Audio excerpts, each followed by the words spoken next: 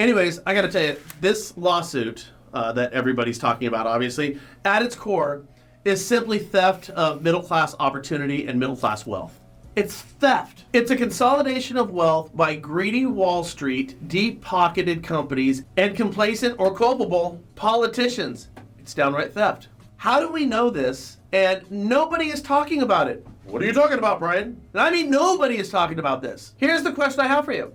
What is the alternative to a real estate agent? Should we vacate the space completely? What is the alternative, and how is it going to be cheaper for the consumer? Answer me that. No one's talking about what happens. If we're talking about 5 and 6% commissions being too high, seriously, what's going to replace the agent, and how is that going to be cheaper for the consumer? Nobody is talking about that. And never mind better, just explain to me who is going to be cheaper. Now, you probably figured out that this is kind of a trick question because I already know the answer to it, and it ain't cheaper. But for those that are hailing this lawsuit as a victory, what's coming down the pipe, and explain to me how that is going to be cheaper? And nobody's saying it because nobody can do it. Quite simply, really, if you think about it and want to split hairs, we haven't gotten to that point yet, have we? See, because we haven't finished the job ruining the real estate community yet. As I said, this lawsuit at its core is simply theft. Fraud, theft,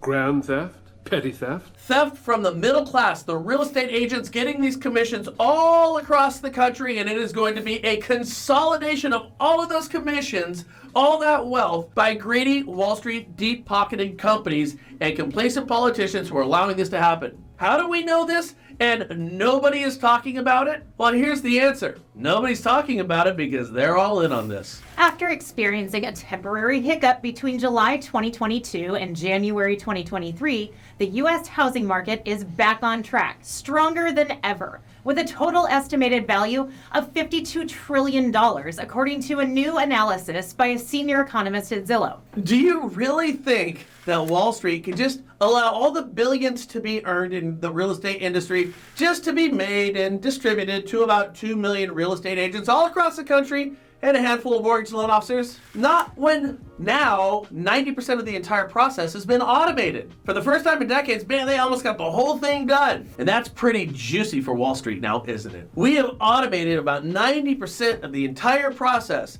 We don't have any faxes anymore, just emails, no signatures, let's e-sign. No verifications to order anywhere whatsoever, they just show up. Just pull them up. Credit reports, well, they're on demand. Appraisers, bah! Who needs appraisers? Let's just automate the whole thing with the values. Showing homes? Don't even need to do that anymore. Open Doors got the answers. How about representation? Ooh, isn't that what we're really talking about right now? Representation for what, I ask you? Are you kidding me? Representation on a house? My friends, it's all unnecessary and it's all automated. At least 90% of it. Can you imagine just how juicy this is for Wall Street? You see, without automation, they could never crack the real estate dilemma. It's too personal of a process. Real estate is too intimate of a transaction. Real estate is too close to home to trust to anybody other than a member of my community. But now, oh my God, right now, 90% of this whole thing is automated. We're just so close to getting our hands on that money. It's been a long time, hasn't it? Oh, and guess what? Wall Street discovered that last 10% that they can't automate of the real estate industry is just too damn strong of a bond for them to break the ranks of what's going on with real estate and take all of those commissions and consolidate them with a couple Wall Street executives. That 10% just screwed them.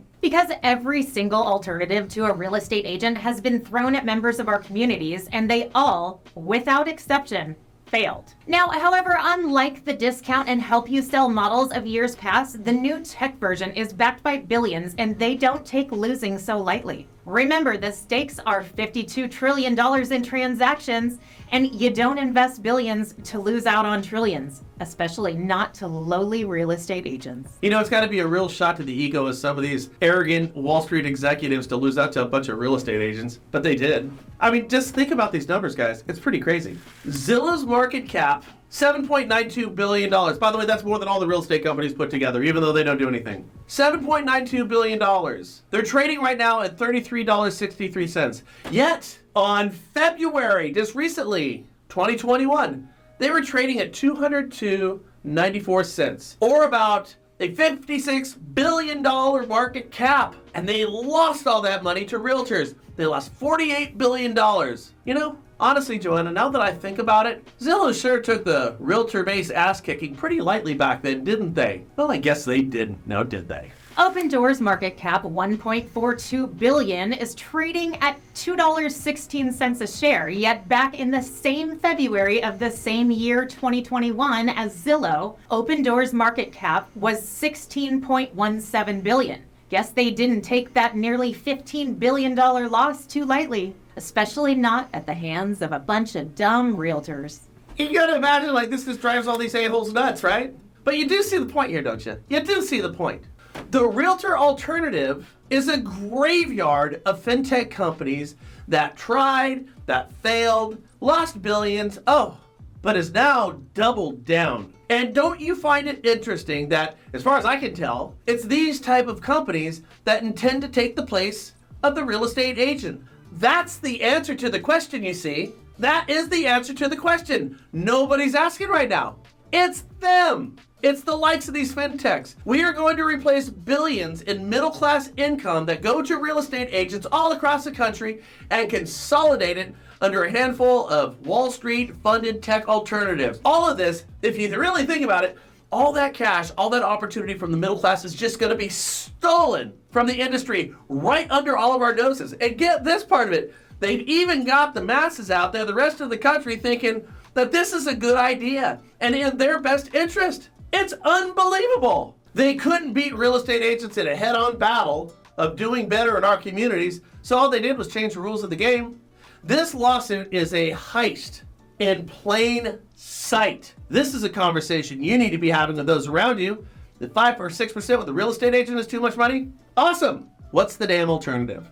Boy, I want to see the answer to that. Hope this helps. Hey, listen, real estate agents, I know everyone's looking for answers right now, and I think we got some solutions that could help you out. If you'd like to have a conversation about it, we could do so. I'm not going to get into details right now. For those of you who are serious about your business, just fill out the information down below. My team will reach out to you, and we'll see what we can do.